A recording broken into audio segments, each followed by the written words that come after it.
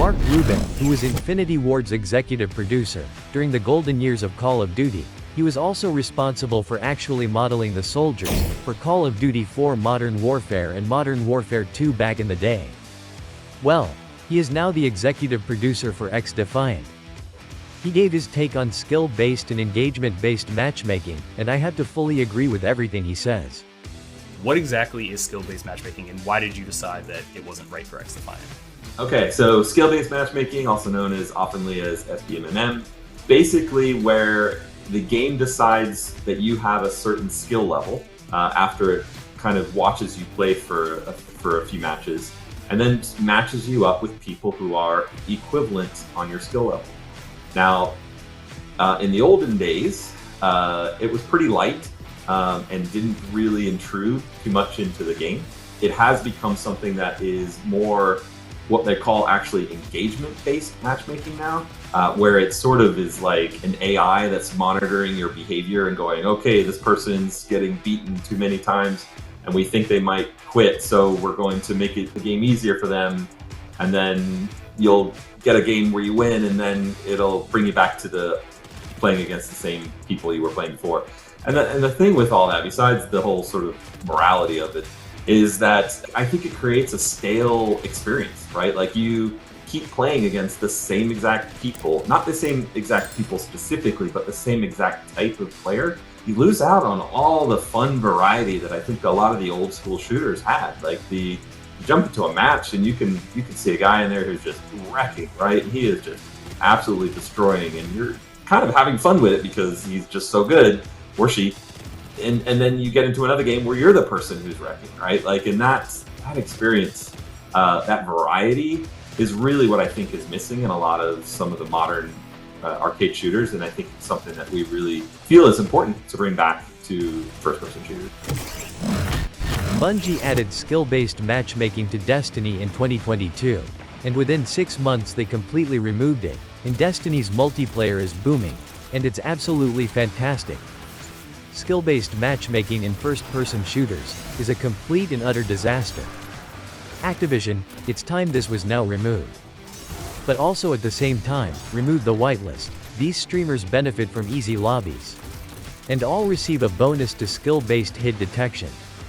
The patterns were all leaked and all signed by Activision, proving they are real. We know skill-based hit detection is a thing, and these streamers that are whitelisted benefit from so many little perks, including immune to ricochet. It's crazy all these whitelisted streamers receive so much protection. They need so much help to play Call of Duty, and then brag on Twitter how they drop high kill games, but their game tags are all set up to make sure they benefit from everything new players receive. This is why they all get slammed at LAN. Biffle's team are winning everything, and I'm telling you right now, it's not because they're good, it's because the competition in Warzone is absolutely horrendous. 90% of the core community would rip these streamers apart on LAN, and that's a fact. Yesterday, the official list was released by Call of Duty, that consisted of Warzone streamers who have been invited to play Black Ops 6 early. The list consisted of many permanently banned cheaters, who tried to ruin your gaming experience. The list was not selected based on ability, social presence, or dedication to playing. The list was carefully selected based on diversity, and of course, close friends. You have absolutely no chance. Shanice, who I have exposed many times on this channel for being politically motivated, decides which streamers are rejected and who gets approved. Including the friend of Shanice, who has recently been exposed on social media, cheating in Call of Duty. Well, he also got a special invite. As did this one. Sean J Gaming, who barely gets over 100 views per video. Both of these people are friends with Shanice, and There's no freaking way. What? Oh, sorry, I just spilled some coffee. Be more careful.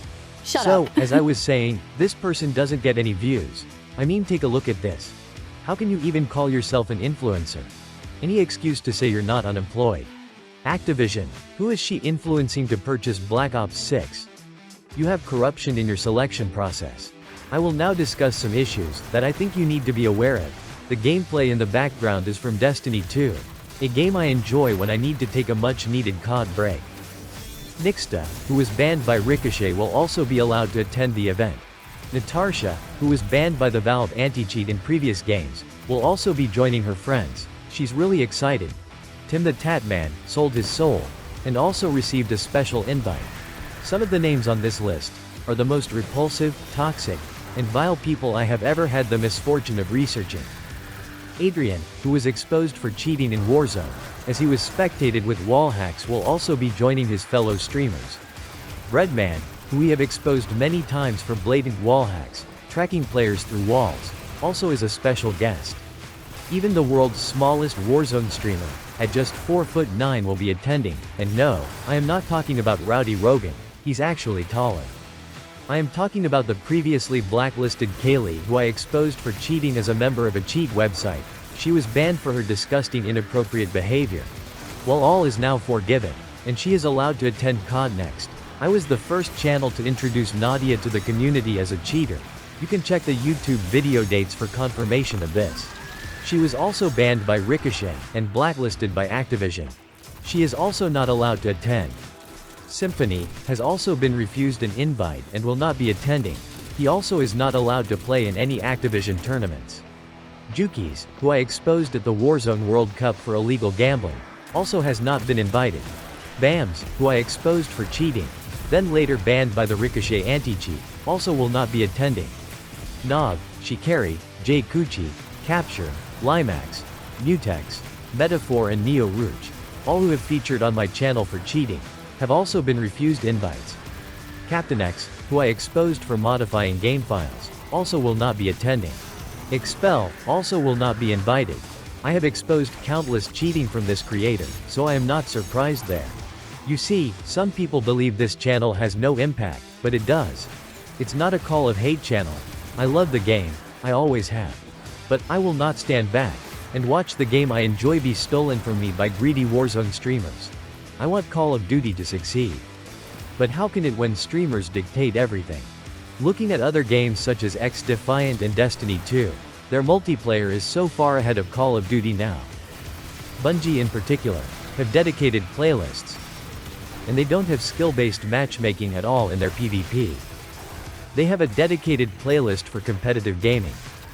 For Call of Duty to succeed, we have to completely remove all aspects of skill-based matchmaking, and most importantly, get rid of skill-based hit detection.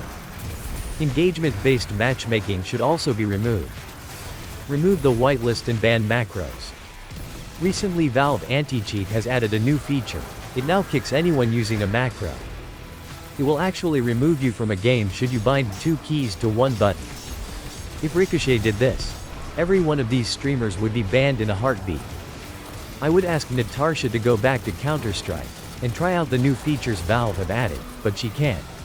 She is VAG banned for downloading cheats. Many people don't realize that back in 2019, Natasha was a very well-known competitive player in Counter-Strike. She was always on the Reddit forums, she was trash-talking everyone, and she was known for defending cheaters on her team that were banned.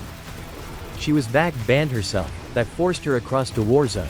She tried to go back and remove all her digital footprints, but she can't erase a VAG ban. That's on file forever. We need to Activision to do better, and we have to at least start by removing or dull down skill-based matchmaking. Let me know what you guys think in the comments. I always love to read what the core community think. At the end of the day, Infinity Ward got it right during the golden days, and there is a reason why we call it the golden days of Call of Duty. It's time to go back and learn from the best. Then take that information, put that into Call of Duty right now. Most importantly, stop letting streamers bully your studios.